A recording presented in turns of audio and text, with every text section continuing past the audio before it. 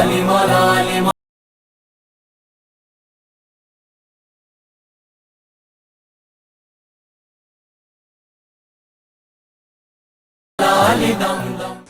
باللہ من الشیطان الرجیم بسم اللہ الرحمن الرحیم وبہ نستعین وهو خیر المعین وصلی اللہ علی سید الانبیاء والمرسلین وعلی آلہ الطاہرین المعصومین اما بعد. تاج البلاغہ کے گزشتہ سیشن میں ہم نے وصیت 25 کے ضمن میں گفتگو کی تھی اور تفصیل سے اس وصیت نامے کے بارے میں اور بالخصوص وہ جملہ عرض کیا تھا کہ جناب امام جعفر صادق علیہ السلام جب اس وصیت کو نقل کرتے تھے تو امام گریا کرتے تھے. یہ وصیت تھا اور اصول کافی میں شیخ کلینی نے اس وصیت کو نقل کیا ہے اور ساتھ ہی واضح لکھا ہے، اس لیے کہ اس میں حیوانوں کے حقوق امام نے بتلائے ہیں. اگر کہیں آباد علاقے سے لے جاؤ اور کہیں پانی کے قریب سے لے جاؤ تو ان کو آزادی سے پانی پینے کے لیے کچھ دیر چھوڑ دینا. تو بہرحال وہ ایک انشاءاللہ آگے عرض کریں گے. اور ضمناً ناج البلاغہ کے مقدمات کے طور پر کہ ناج البلاغہ کو بالخصوص اس دور میں اہل سنت علماء میں سے شیخ محمد عبدہ مصری نے اور لبنان سے ایک شخصیت شہید سلحی صالح نے بڑی وضاحت کے ساتھ پیش کیا ہے اور اس ناج البلاغہ کے پیغام کو پھیلانے میں ان دونوں شخصیات کا اس دور میں بہت بڑا کردار ہے. یقیناً آپ احباب نے اس کو دیکھا ہوگا کہ اس وصیت کے شروع کرنے سے پہلے جناب علامہ سید رضی نے 2-3 جملے فرمائے ہیں. اگر آپ نے نہیں دیکھے تو ہم اس کو دہرا دیتے ہیں اور وہ یہ کہ یہ خط امام نے لکھا تھا ان افراد کو جن کو امام نے صدقات کے وصول کرنے پر مقرر کیا تھا. تو سید رضی فرماتے ہیں کہ ہم نے اس کے چند ٹکڑے یہاں پر اس لیے درج کیے ہیں کہ معلوم ہو جائے کہ امام علیہ السلام ہمیشہ حق کے ستون کھڑے کرتے تھے. دیکھیے یہ جملہ ہے کہ امام ہمیشہ حق کے ستون کھڑے کرتے تھے اور ہر چھوٹے بڑے اور پوشیدہ و ظاہر امر میں عدل کے نمونے قائم فرماتے تھے. ذرا اس کو دیکھیے کہ کس انداز میں انہوں نے عدل کے نمونے قائم کرتے تھے. عزیزان الحمدللہ آپ احباب زحمت فرماتے ہیں اور آپ کے ذریعے سے امام رضا سینٹر کا یہ سیشن ہدایت ٹی وی تک جاتا ہے اور ہدایت ٹی وی کے ذریعے سے الحمدللہ دنیا بھر میں یہ سلسلہ چل رہا ہے. پروردگار اس مرکز کو بھی آباد فرمائے اور جناب قبلہ مولانا غلام حسین عدیل صاحب جو ایک سلسلہ ہدایت چینل کی صورت میں تبلیغات کا چل رہا ہے، پروردگار اس کو بھی مزید ترقی اور کامیابیاں عطا فرمائے. دیکھیے ہم جب یہاں بیٹھتے ہیں تو مومن کی حقیقت میں نشست کا کمال یہی ہوتا ہے کہ اگر ہم کہیں بیٹھیں اور وہ بھی علی ابن ابی طالب جیسی ذات گرامی کا قول لے کے بیٹھیں تو ایک تو ہماری اپنی زندگیوں میں کچھ تبدیلی آنی چاہیے اور دوسرا یہ ہے کہ ہمارے ذریعے سے اگر امام کا فرمان کہیں جاتا ہے تو ہماری زبانوں میں اتنی تاثیر اور اثر ہونا چاہیے کہ شاید ہم کسی کے دل کو نورانی کرنے کا ذریعہ بن جائیں اور اس کو اپنی زندگیوں کا ہدف بنانا چاہیے. جناب امیر علیہ السلام فرماتے ہیں خود میں سراج بینکم، میں آپ کے درمیان چراغ ہوں. اور اسی لفظ کو اللہ سبحانہ وتعالیٰ نے جناب پیغمبر اکرم کے لیے ارشاد فرمایا کہ سراجن منیرا، ذات گرامی پیغمبر اکرم کیا ہے؟ چمکتا ہوا ستارہ ہے. جب یہ صورتحال ہے تو ہمیں چھوٹے چھوٹے یہ چراغ ہے. امام امیر المومنین کا فرمان اور ناج البلاغہ کے اقوال حقیقت میں یہ چراغ ہیں. اور اس دور میں بڑا خوب کہا کسی بزرگ نے، اس دور کے کسی بزرگ نے، کہ ہم سمجھتے ہیں کہ ہر طرف روشنیاں ہی روشنیاں ہیں لیکن ان روشنیوں میں اندھیرا چھایا ہوا ہے. اور اندھیرا کیا ہے جس کے لیے ہم ہر نماز میں عموماً صبح کی نماز میں، عشاء کی نماز میں اس دعا کو پڑھتا ہوں قنوت کے طور پر، جو اللہ سبحانہ وتعالیٰ نے قرآن مجید میں ارشاد فرمائی ربنا لا تزغ قلوبنا بعد اذ ہدیتنا، اے پروردگار ہمارے دلوں کو زنگ آلود نہ فرما. حقیقت یہ ہے کہ اس روشنیوں کے زمانے میں ہمارے دلوں پہ خدا نہ کرے کہیں زنگ ہو اور ہمارے دل جو ہیں وہ منور ہونے کے بجائے زنگ آلود ہوں. لہٰذا جناب امیر علیہ السلام کے اقوال کو پہلا تو یہ ہے کہ ہمیں اپنے دلوں کو منور کرنے کا ذریعہ اور سبب سمجھنا چاہیے، اور پھر اس چراغ ہدایت کو دوسروں تک بھی پہنچانا چاہیے۔ میں جو چیز عرض کرنا چاہتا ہوں، ان جملات کو جب پڑھ رہا تھا دوبارہ، تو اس میں یہ ہے کہ آیا ہمارے امام عدالت کو کس انداز میں پیش کرتے ہیں کہ ایک عیسائی کو کتاب لکھنی پڑی اور اس کی کتاب کو نہ معلوم کتنی شہرت ملی، کتنی زبانوں میں اس کا ترجمہ ہوا، اور 28 سال کی عمر میں اس نے جورج جرداق نے کتاب لکھی صوت العدالت الانسانیہ، علی صوت العدالت الانسانیہ۔ میں نے اس کو کئی دفعہ پڑھا ہے اور انگریزی میں بھی اس کا ترجمہ ہے، آپ اگر دیکھیں گے تو اس میں زیادہ تر جو انہوں نے حوالے دیے ہیں وہ اسی نہج البلاغہ کے دیے ہیں، اور پھر آخری عمر میں انہوں نے ایک کتاب اس پہ لکھی روائع نہج البلاغہ، یعنی نہج البلاغہ سے مخصوص اسے الگ انہوں نے نشر کیے ہیں، اس کتاب کا بھی انگریزی میں ترجمہ ہو چکا ہے۔ تو عرض کرنے کا مقصد یہ ہے کہ سب سے پہلی چیز جو اگر ہم دیکھنا چاہتے ہیں علی امیر المومنین سے ہم کیا دیکھیں، تو ہم یہی کہہ سکتے ہیں کہ اس ذات گرامی سے عدل سیکھا جا سکتا ہے۔ یہ جملات ظاہراً جورج جرداق کے ہیں، میں نے پہلی دفعہ اپنے استاد محترم آیت اللہ العظمیٰ آغای حسین مظاہری سے سنے تھے۔ وہ فرمایا تھے قتل علی فی محراب عبادتہ لشدت عدالتہ، علی اپنے محراب عبادت میں قتل ہو گئے اس لیے کہ لشدت عدالت ہی، علی کی عدالت اتنی شدید تھی کہ علی کو عدالت ہی نے شہید کرا دیا۔ لہٰذا یہ چیزیں جو ہیں اس میں البتہ علی والوں کے لیے شہید ہونا کوئی ڈر نہیں ہوتا بلکہ وہ فخر ہوتا ہے۔ میں نے کئی دفعہ بہرحال یہاں جملات جو ہم حجر بن عدی یاد آ رہے ہیں، حجر بن عدی کے وہ جملات کہ یہ شہادت اپنی شہادت نہیں ہے، یہ ہمارے ہاں ایک واقعہ نقل کیا جاتا ہے بہرحال، اور یہ کربلا کا واقعہ بالخصوص ہمارے لیے گواہ ہے کہ اگر کہیں شہادت کی ضرورت ہو تو یہ کس انداز سے آگے بڑھتے ہیں۔ اور آپ اگر دیکھیں ایک بڑے پاکستان کے مشہور خطیب اور اسکالر رہے ہیں، وہ تھے تو پروفیشنل ڈاکٹر، لیکن ان کا کافی مطالعہ تھا اسلامیات کا، ڈاکٹر اسرار احمد۔ تو ان کے کئی لیکچر اس پہ ہیں کہ اگر قربانی سیکھنی ہے تو اس قوم سے سیکھیے۔ میں اس جملے کو اکثر دہراتا رہتا ہوں۔ نہج البلاغہ کے خط 53 میں آخری جملات جو دعائیہ جملات جناب امیر علیہ السلام نے مالک اشتر کے لیے کہے، وہ یہ کہے ہیں کہ مالک اللہ مجھے بھی اور آپ کو بھی شہادت کی سعادت عطا فرمائے۔ اب یہ بہرحال عدالت کی بات ہو رہی تھی، تو ہمیں کوشش یہ کرنی چاہیے کہ ہم اپنی زندگیوں میں، آپ یہ سمجھیے کہ ہم اپنی بحث یہاں سے شروع کر رہے ہیں، ہمیں کوشش یہ کرنی چاہیے کہ ہماری اپنی زندگیوں میں عدالت یوں چمکتی ہوئی نظر آئے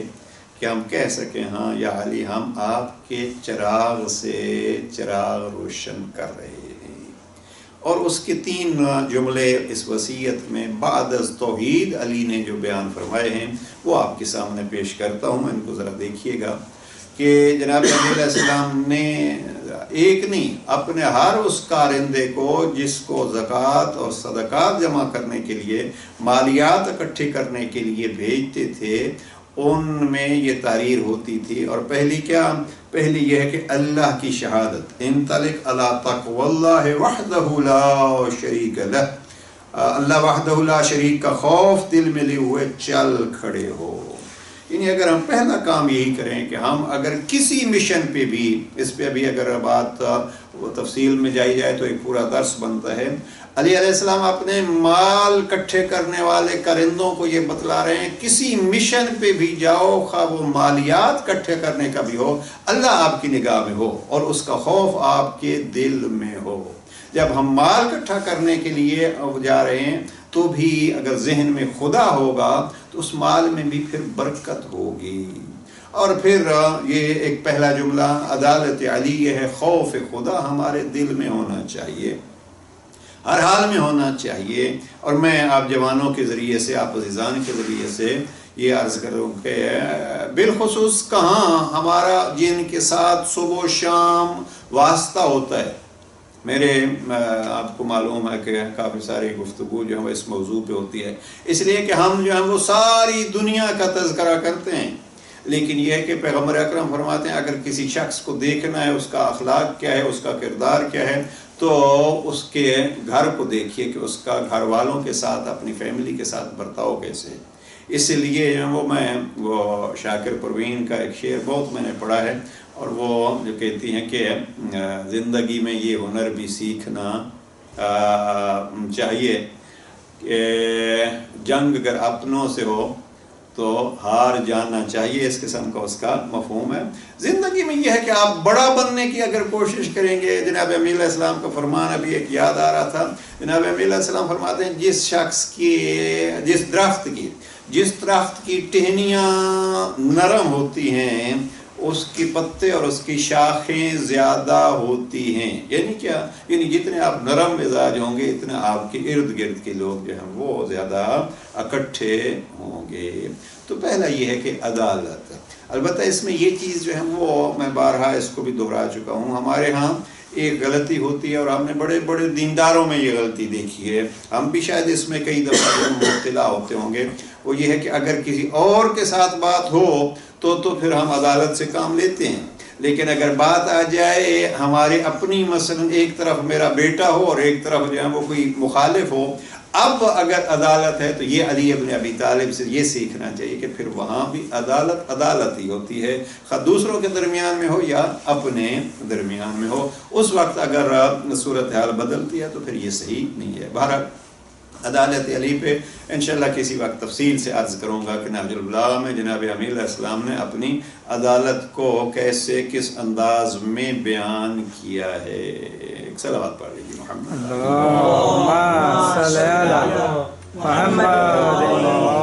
الحمدللہ اچھی شرکت جو ہے وہ ہو گئی ہے، اور اس میں یہ چاہوں گا کہ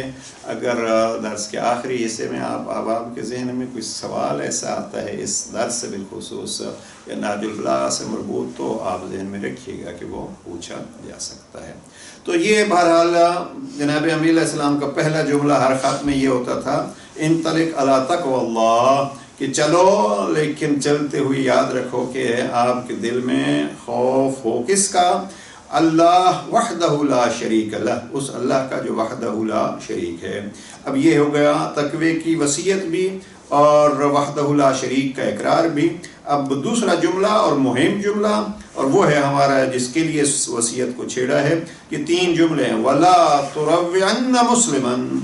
دیکھو جاؤ لیکن یاد رکھنا کسی مسلمان کو خوف زدہ نہ کرنا، جس طرف بھی جائیے کوئی ایسی صورت نہ بنے کہ کوئی مسلمان آپ سے خوف زدہ ہو، اور وہ بھی اس کو کہا جا رہا ہے جو مالیات جمع کرنے جا رہا ہے۔ 2 چیزیں، حق لینا ہے لیکن یہ ہے کہ کسی کو خوف زدہ نہیں کرنا۔ دوسرا جملہ فرمایا وَلَا تَجْتَاوَنَّ عَلَيْهِ كَارِهًا، اور اس کی ملکیت سے، اس جملے کو ہم نے عرض کیا تھا کہ اگر اس کی ملکیت سے گزرنا تو کوئی ایسا قدم نہ اٹھانا کہ اس کو اچھا نہ لگے۔ اب ہم اگر کسی کے پاس، ہمارے ہاں اکثر یہ ہوتا ہے کہ ہم مثلا ایک تو قرآن مجید کا حکم ہے کہ اگر آپ نے کسی کو قرض دیا ہے تو یہ قرض جو ہے وہ آپ اللہ کو دے رہے ہیں، اور لیکن ہمارے ہاں کیا ہوتا ہے اگر آپ کسی کو قرض دیں، ایسی صورتحال بن چکی ہے ہمارے سوسائٹی میں کہ قرض، اس دن کسی اچھے خطیب کو کہہ رہا تھا کہ آج کل جو ہے نا وہ کسی کا نمبر اگر آپ بلاک کریں گے تو یہ مسئلہ یہ ہوگا کہ وہ ناراض ہوگا آپ سے، کیا انہوں نے میرا واٹس ایپ نمبر جو ہے وہ بلاک کر دیا۔ آسان طریقہ یہ ہوتا ہے کہ آپ ان کو کہیے مجھے تھوڑا سا قرض دے دیجئے، تو بجائے اس کے کہ آپ ناراضگی لیں اور آپ بلاک کریں، وہ آپ کا نمبر بلاک کر دے گا۔ اب مسئلہ یہ بن گیا ہے اس میں ہم کہ یہ چیزیں ناراضگی کے طور پر لی جاتی ہیں۔ اگر ہم کسی سے، میں جو چیز عرض کرنا چاہتا ہوں، اگر کسی سے ہمیں کچھ لینا ہے یا کوئی ہمارا مقروض ہے، اس میں دیکھیے گا، تفصیل سے جا کے دیکھیے گا کہ اس میں بھی قرض مانگنے کے بھی رعایات ہیں اور طریقے ہیں، کہ آپ دیکھیے گا کہ اس کے بس میں ہے یا نہیں، اور وہ جان بوجھ کے نہیں دے رہا یعنی میں جو چیز عرض کرنا چاہتا ہوں وہ یہ ہے کہ کسی صورت میں بھی دوسرے کی مشکلوں اور پریشانیوں کو دیکھیے، بالخصوص مالیات میں، اس لیے کہ جناب امیر علیہ السلام فرماتے ہیں اگر کسی سے مالیات لینے ہیں تو اس کی ملکیت میں کچھ اس انداز سے داخل نہ ہونا کہ اس کو ناگوار گزرے۔ اب ملکیت کسی کی ہو اور داخل کوئی ہو چکا ہو، یہ صورتحال زمانے کی آپ کے سامنے ہے۔ کوئی آتا بعد میں ہے، مالک خود بن بیٹھتا ہے، جن کی ملکیت ہوتی ہے اس کو وہ کس انداز میں فارغ کر دیا جاتا ہے۔ بہرحال یہ دوسرا جملہ، کسی کی ملکیت میں اگر آپ داخل ہو تو اس کو خیال رکھنا کہیں کوئی ایسا قدم آپ کا نہ ہو کہ آپ کا وہ قدم اس کے لیے مشکل اور پریشانی کا سبب بنے۔ اور تیسرا جملہ امام فرماتے ہیں وَلَا تَأْخُذَنَّ مِنْهُ أَكْثَرَ مِنْ حَقِّ اللَّهِ فِي مَالِهِ، اگر اس سے مال لینا ہے تو اتنا ہی لو کہ جتنا اللہ نے اس کا حق مقرر کیا ہے اس سے زیادہ اس سے نہ لو۔ یہ چند چیزیں جو ہیں وہ، اور پھر اس پیراگراف کو اگر پورا ہی کر دوں، جب کسی قبیلے کی طرف جانا ہو تو لوگوں کے گھروں میں گھسنے کے بجائے پہلے ان کے کنووں پر جا کر اترنا۔ عجب یہ ہے حکومت کے اور اصول مالیات کا سلسلہ، جاؤ لیکن ایسے نہیں کہ ڈائریکٹ ان کے گھروں پہ جاؤ، یعنی اس وقت ان سے مالیات لیتے ہوئے بھی ان کو ڈسٹرب نہیں کرو، بلکہ وہاں جاؤ جہاں ان کا عموماً خاندان نہیں ہوتا۔ کنویں ایسا ہوتے تھے کہ یہ جو زمیندار لوگ ہوتے تھے جو زمینوں میں کام کرتے تھے، ان کا مثلا مرد یا ان کا بڑا جو ہے وہ باہر زیادہ ہوتا تھا اور گھر میں بچے اور خواتین وہاں ہوتے تھے، تو وہاں کنووں پہ جاؤ، اس لیے کہ گھر ڈائریکٹ جاؤ گے تو کہیں ان کے بچے گھبرا نہ جائیں۔ پھر سکون و وقار کے ساتھ ان کی طرف بڑھنا، یہاں تک کہ جب ان میں جا کر کھڑے ہو جاؤ تو ان پر سلام کرنا۔ عجب یہ علی علیہ السلام جو ہے وہ درس کیسے دے رہے ہیں، جاؤ، کہاں جاؤ، کیسے جاؤ، اور پھر کہہ رہے ہیں جب وہاں جاؤ تو اب کوئی ہے ایسا حکمران دنیا کا جو اس حد تک بھی کہے کہ جب وہاں پہنچو تو آہستہ آہستہ جانا۔ یہ چھوٹی چھوٹی چیزیں علی ابن ابی طالب ارشاد فرما کے بتلا رہے ہیں، علی کی نگاہ میں چھوٹے چھوٹے کام کو کتنی بڑی اہمیت حاصل ہے۔ وہاں جاؤ ان کے پاس تو ان کو سب سے پہلے سلام کرنا، اور آداب و تسلیم میں کوئی کسر اٹھا نہ رکھنا۔ حتی تقوم بینہم فتسلم علیہ ولا تخدج بالتحیۃ لہم۔ اب یہ عجب الفاظ ہیں کہ جو بھی آپ آداب بجا لا سکتے ہیں۔ اب دیکھیے دو چیزیں، ایک ہے کسی سے کچھ لینا، ٹیکس آپ یوں کہیے کہ لفظ جو ہے وہ سخت ہے، ہم صدقات اور زکوٰۃ کا اگر ترجمہ اس زبان میں کریں گے تو یہ تقریباً وہ ٹیکس جو حکومت کی طرف سے لگایا جاتا ہے اس کی وصولی، اور اللہ سبحانہ و تعالیٰ نے جو ٹیکس لگایا ہے اس کو زکوٰۃ کہتے ہیں، اس کو خمس کہتے ہیں، اس کو صدقات کہتے ہیں۔ تو اس حوالے سے وہ لینے جانا ہے تو لینا تو ہے، اور ایسے نہیں ہے کہ ان کو چھوڑ دو، حق الہی کو ترک کر دو، لیکن یہ یاد رکھو کہ ان کے آداب کا خیال رہے۔ اب یہ چھوٹی چیز ہماری نگاہ میں نظر آتی ہے، لیکن علی ابن ابی طالب کی نگاہ میں یہ بہت بڑی بات ہے۔ تو چھوٹی چھوٹی چیزیں جو ہیں وہ ہماری زندگی میں اس انداز میں اہم ہونی چاہیے۔ یہ بھی ایک سبق ہم اس جملے سے لے سکتے ہیں۔ ہم اکثر جو ہے وہ بڑی بڑی چیزوں کو تو اہمیت دیتے ہیں، لیکن یہ چھوٹی سی اب چیزیں جو ہم چھوٹی سی چیز سمجھ کے، مثلا بالخصوص میں یہ گزارش کرتا جاؤں یہیں کہ ہم ایک جملہ جو کہتے ہیں ایک فقط میں نے یہ کہا ہی ہے، اب یہ کہا ہی ہے، یہ کہنا جو ہے وہ کتنا اس کا اثر ہوتا ہے زندگی میں۔ آپ کا ایک قول بالخصوص آپ احباب جو ہے اس میں اکثر عرض کرتا رہتا ہوں کہ کسی کی حوصلہ افزائی، ایک جملہ جو ہے وہ آپ مثلا پیار بھرا اگر اس سے کہیں گے کہ مثلا بچے نے ایک غلطی کی ہے، اس کو سلام کر کے، اس کو پیار کر کے آپ، یا دوسرا کسی ساتھی کو بھی آپ کہیں گے بہت اچھا، اب یہ بہت اچھا آپ اگر اس لہجے میں کہیں گے تو اس کا اور اثر ہوگا۔ وہی جملہ اگر آپ اتنے ہی لفظ کہیں گے اور ہم اصلاً ذرا آواز کو بھی تیز کر کے یہ کہیں گے کیا کیا، اب یہ کیا کیا اور بہت اچھا لفظ تو اتنے ہی ہیں، لیکن ایک کسی شخص کی زندگی پہ بہت سارا اثر ڈال سکتے ہیں۔ اور یہ نہیں ہوتا کہ ہم حقائق نہ کہیں،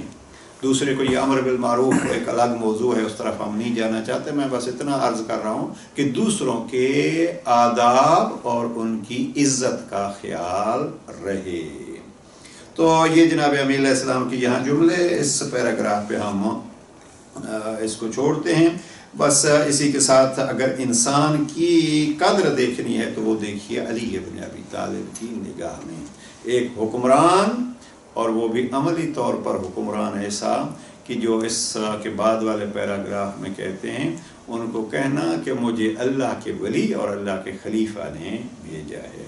अब इस ज़माने में जो बातें होती हैं, जो अली अलैहिस्सलाम ने अपनी विलायत का ऐलान कहाँ किया है या अपनी खिलाफत का ऐलान कहाँ किया है। मैं ये बड़े वाज़े अंदाज में, और हमारे नहजुल बलागा यूट्यूब चैनल पे जो है इसमें पूरी वीडियो मौजूद है कि अली अलैहिस्सलाम ने अपने मुताल्लिक़ कहाँ कहाँ कहा है। तो मैंने नहजुल बलागा से 38 जगहें इंतखाब की हैं जहाँ अली अलैहिस्सलाम ने अपने हक़ के खिलाफत का दावा किया है और कहा है कि मैं दूसरों से ज़्यादा खिलाफत का हकदार हूँ। बहरहाल यहाँ इस वसीयत 25 में जनाब अमीर अलैहिस्सलाम फरमाते हैं, उनको फिर कहना मुझे अल्लाह के वली ने और अल्लाह के खलीफा ने भेजा है।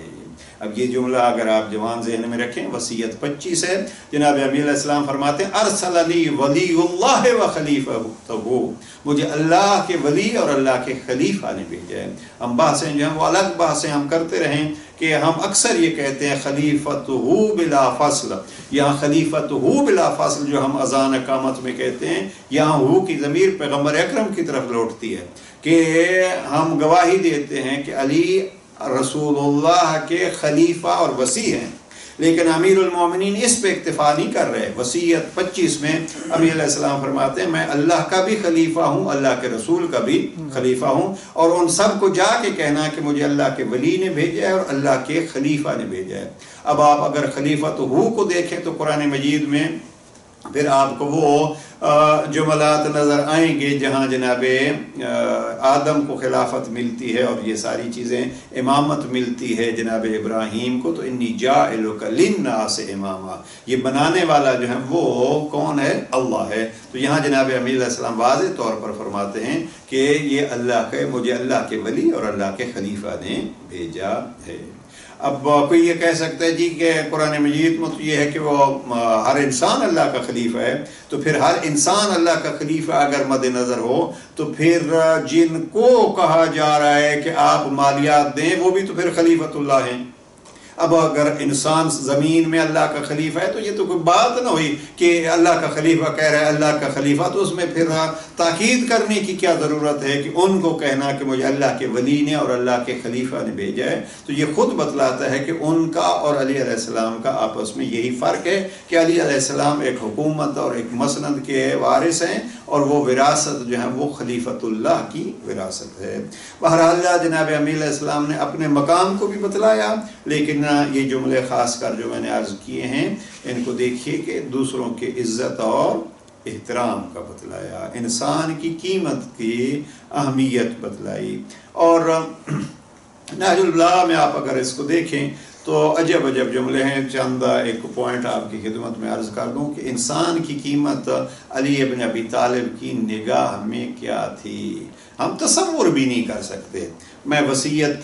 47 को देख रहा था जब जनाब अमीर अलैहिस्सलाम ने ज़ख्मी होकर अपने बेटों को वसीयत की, और वो वसीयत ऐसी है कि उस पर हमें गौर करना चाहिए, इसलिए कि किसी शख्स की ज़बान से निकले हुए आखिरी अल्फाज हमेशा मुहिम होते हैं। और बहुत सारी ऐसी किताबें मैंने देखी हैं कि जिन्होंने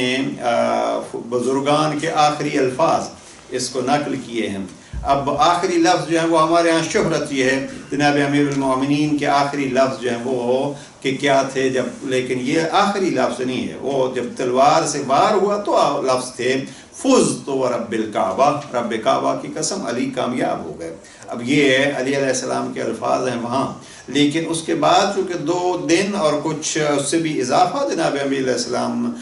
ज़िंदा रहे, तो उसमें जनाब अमीर अलैहिस्सलाम की बहुत सारी बातें हैं जिनमें नहजुल बलागा में 3 मकामात पर इमाम की वसीयतें हैं। आप अगर वसीयत 47 को जाके देखें तो वसीयत 47 मौजू ज़हन में रहे کہ امام دوسروں کو کتنی اہمیت دیتے ہیں، یہاں امام قاتل کا بھی خیال رکھنے کا حکم دیتے ہیں۔ اب وہاں امام فرماتے ہیں کسی سے وصیت 25 میں کہ مالیات لینے ہیں تو ان کے پاس جاتے ہوئے کیا کیا چیزوں کا خیال رکھنا، لیکن قربان یا علی آپ کی عظمت پہ اپنے بیٹوں کو وصیت فرما رہے ہیں، وصیت فرماتے ہوئے فرماتے ہیں کہ یا بنی عبد المطلب، یہ وصیت نمبر 47 ہے، یا بنی عبد المطلب لا الفینکم تخوضون دماء المسلمین خوضا، اے عبد المطلب کے بیٹو ایسا نہ ہونے پائے کہ تم امیر المومنین قتل ہو گئے، امیر المومنین قتل ہو گئے کہ نعرے لگاتے ہوئے مسلمانوں کے خون سے ہولی کھیلنا شروع کر دو۔ یعنی مجھے جس نے قتل کیا ہے اس نے قتل کیا ہے، لیکن میرے قتل کو ایک ذریعہ بنا کے انتقام اور دوسرے مسائل کو سامنے رکھ کے خون کی ہولی نہ کھیلنا۔ اس سے جملے آگے بھی عظیم ہیں علی علیہ السلام کی عظمت کے، اور امام فرماتے دیکھو میرے بدلے میں صرف میرا قاتل ہی قتل کیا جائے۔ یہ اس میں خود جو ہے وہ جناب امیر علیہ السلام اس طرف اشارہ فرما گئے کہ علی علیہ السلام کا قتل کسی ایک شخص کی وجہ سے نہیں تھا، ایک پورا منصوبہ تھا، لیکن قصاص کے حوالے سے اور اسلامیات کے احکام کے حوالے سے اس میں جو ہے وہ جناب امیر علیہ السلام فرماتے ہیں فقط میرے قاتل کے بدلے میں میرے قاتل ہی کو قاتل کیا جائے۔ اور کیا کروں اس سے اگلا جملہ جو ہے اس سے بھی بلند ہے، ذرا دیکھیے ان جملوں کی ترتیب دیکھیے۔ یہ کہنا کہ امیر المومنین قتل ہو گئے ایک خون بہانا شروع نہیں کر دینا، پھر فرماتے ہیں میرے قاتل کے بدلے میں میرے قاتل ہی کو شہید کر معاذ اللہ قتل کرنا، اور پھر تیسرا جملہ اس سے بھی بڑھ کے ہے، جناب امیر علیہ السلام فرماتے ہیں اس نے مجھے ایک ضرب لگائی تھی لہذا میرے قاتل کو بھی ایک ہی ضرب سے قتل کرنا، اس کو کہتے ہیں علی۔ اور پھر ہم جب یہ درس اور یہ نشستیں اور یہ علی علی کرتے ہیں تو اس میں یہ چیز ہمارے مد نظر رکھنی چاہیے کہ تعلیمات علی ہماری زندگیوں میں نظر آنی چاہیے۔ اب یہ جملہ جو ہے وہ اس کو بڑے زور اور شد و مد کے ساتھ مختلف طریقوں سے جور جردات عیسائی نے لکھا ہے کہ وہ جو اپنے قاتل کے لیے بھی کہتا ہے ایک ضرب کے بدلے میں ایک ہی ضرب۔ اور پھر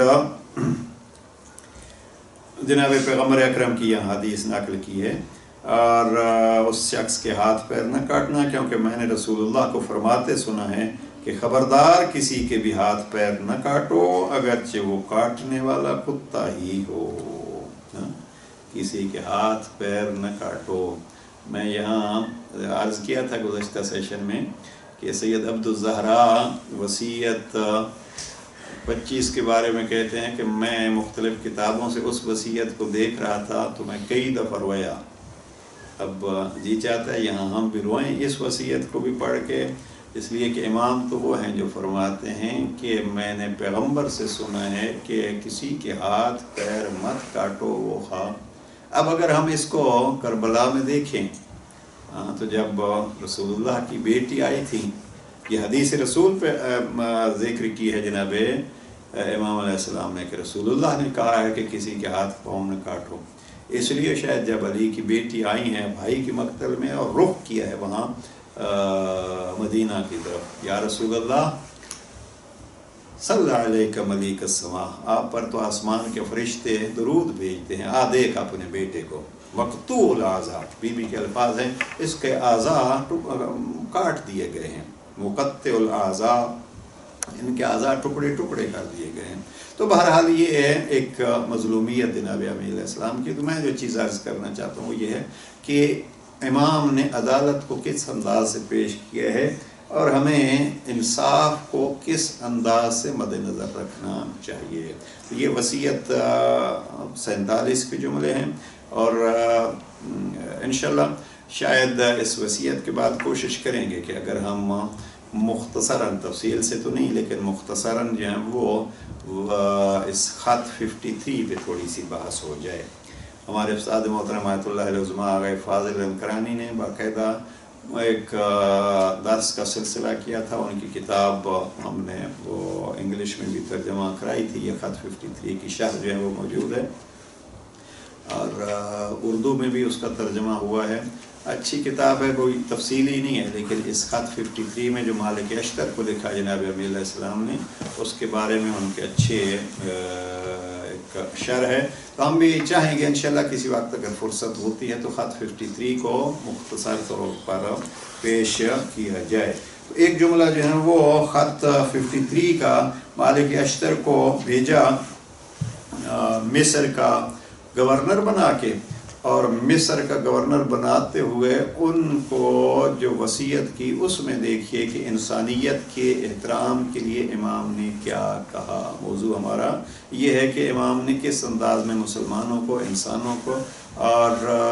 بلکہ حیوانوں کے بھی حقوق کے خیال کا حکم دیا. یہ 2-3 جملے جو ہیں وہ اس حصے سے پڑھتے ہیں. جناب مالک اشتر کو فرماتے ہیں وَأَشْعِرْ قَلْبَكَ الرَّحْمَةَ لِلرَّعِيَّةِ, اور اگر یہ ہو وَالْمَحَبَّةَ لَهُمْ وَاللُّطْفَ بِهِمْ,